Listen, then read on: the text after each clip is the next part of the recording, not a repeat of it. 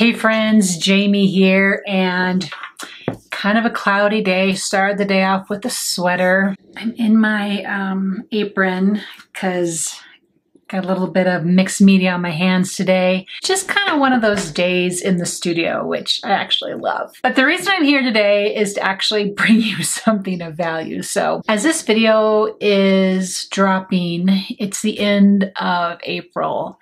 And I've dedicated personally, and plus here on my channel, and plus on my blog, I've dedicated the month to card and letter writing. That's because those national calendar days, yeah. I just went with it. I think if you follow this channel, you understand that we paper crafters have this awesome access to DIYing things and making cards and making albums and making tags, and then the gift of giving them away and allowing somebody else to enjoy our craft. I think it's one of the most satisfying things of this hobby, of this pastime, is the opportunities we take to give it away. Probably maybe sort of kind of equal with that is the opportunity to tell our story. And so I'm kind of jumping back into storytelling again a little bit, and I'll probably talk about that some more in the video itself. This is just by way of introduction that storytelling's back, and I have some ideas for this coming month. And plus too, next week is National Scrapbook Day. How great is that day? I mean, right? And you know, if you're here, we totally get each other, right? We totally get each other with the love for storytelling and the love for all the pretty stuff that goes with it.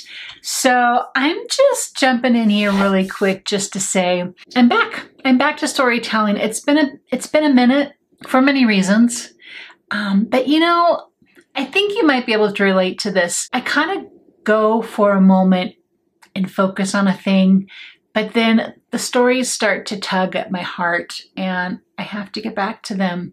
And don't get me wrong, I'm still in the midst, even if I'm focused on cards or I'm focused on stamping or I'm working on assignments or whatever, I'm still writing. I write every day and I make notes every day and I mark my planner every day. And so the stories aren't ever really far. And I hope you guys are doing the same thing, because life can take different courses of action and priorities can come up and you might not be able to get to, you know, the storyline or the storytellers. So take those notes, write down the one thing a day, 3 things a day, write down your gratitudes. All of it can make for storytelling. And I'm kind of going to show you how that works out here today.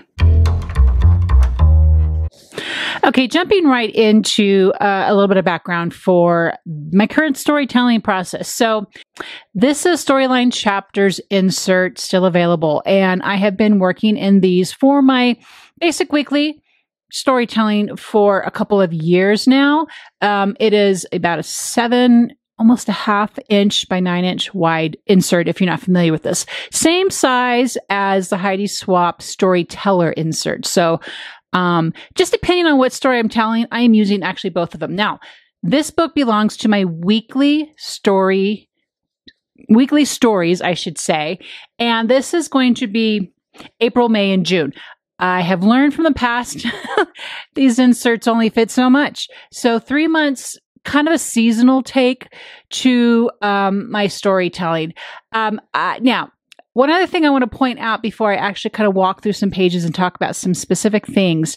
This particular book is a nod to Heidi Swapp's current Storytellers Volume 3 class. Now, if you've taken the class, you're totally aware that it was a vacation album that she beautifully displayed in that Storytellers book insert.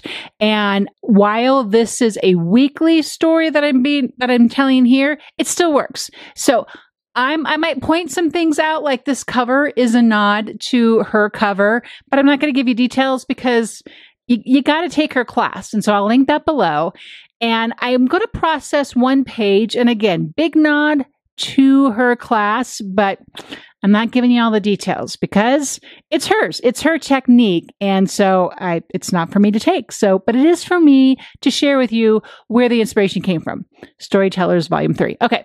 April, May, June, we'll be living in this book. And I want to say another thing. I feel like, like I said in my intro, just jumping back into stories again. So I feel like I just kind of need to make a couple of comments about a couple of things. Another thing is I hear from you all often. I have so many pictures. I have so many stories I want to tell, but I also have so much stuff going on right now that I don't want to forget. Totally can relate to that emotion. And my response almost always is start where you are. That's what I'm doing here. I started with April. If you know my story, January, February, March, especially January and February were a trip of a life journey. And I really haven't gone back to completely process that through inch by inch. I will do that. But I was super eager. I wanted to start where I was, and I had some great stories I wanted to tell. Okay, enough jabbering. So this front cover page doesn't have anything in it yet. This is something you are going to be seeing a lot more from me. See all that journaling over here? I had a story to tell. I didn't actually have a photo from the actual event. However, I had plenty of words, and I did have this photo. And so I made it work. I love photography. I love still life. I love product photography. So I kind of just went with what I love. And this is kind of something I love to do. I love having large format. I mean, this is actually 6x8, so it's not huge, but it does have a nice border around it. I did print this at home. And then I had a story that I told and then gathered it and also cut it out, or rather printed it on an 8.5 by 11 sheet of paper and then trimmed it so it would be similar to so it's about 6x8. But I think I'm going to be doing this a whole lot more.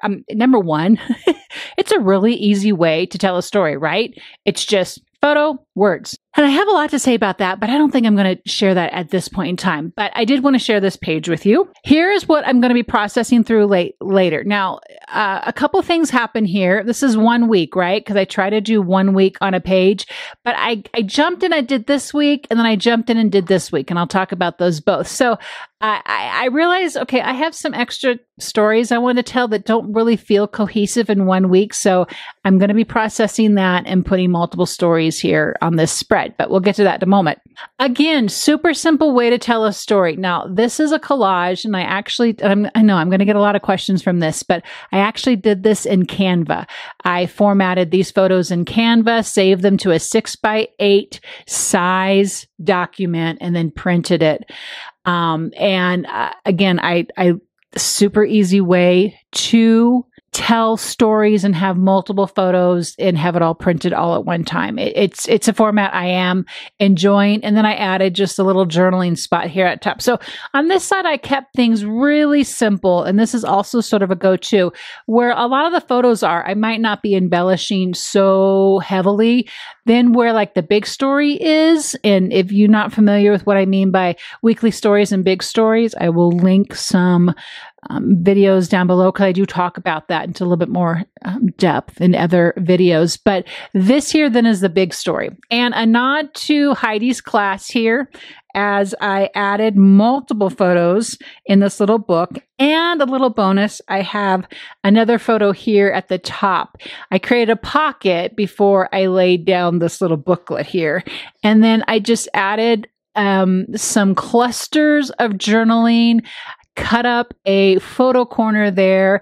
I use the Sprigs Scrapbook.com dies that I'm using all the time. And I continue to clarify, these are just seasonless. I can use them every season so far.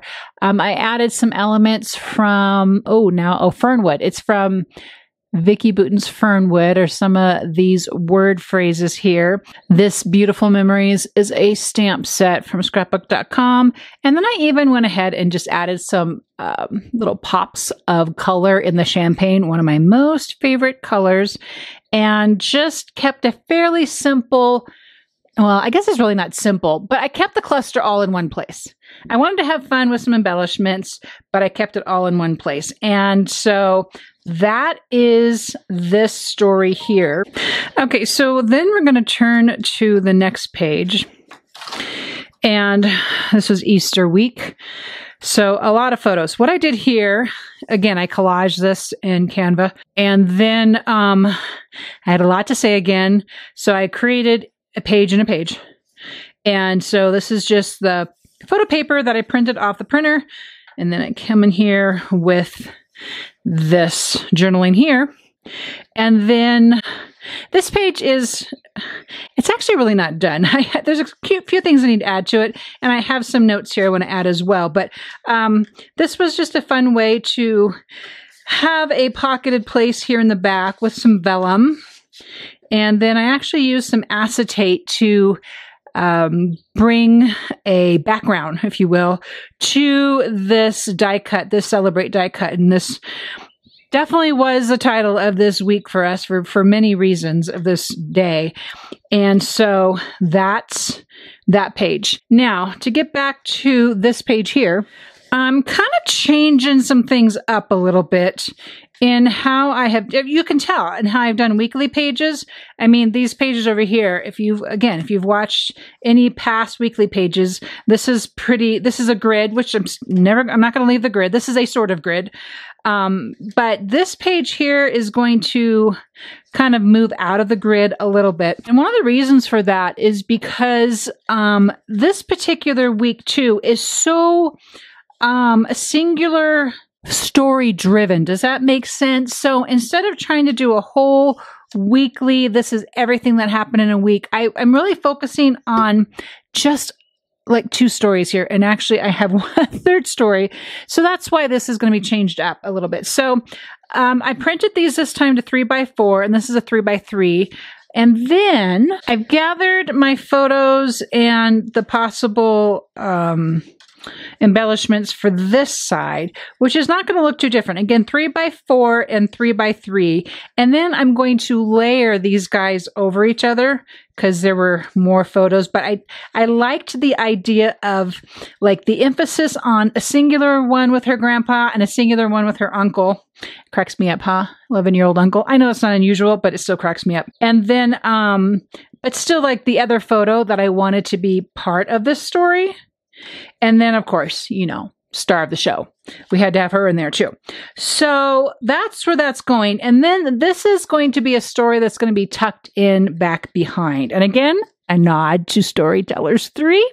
That is a look at my reboot for storytelling. At this point, I am going to just go ahead and process through getting this on the page. Yeah, a lot of straightforwardness going on. I'm going to make a pocket that goes here, and the same idea as that previous page is to then add tags and the journaling inside this aspect of the page.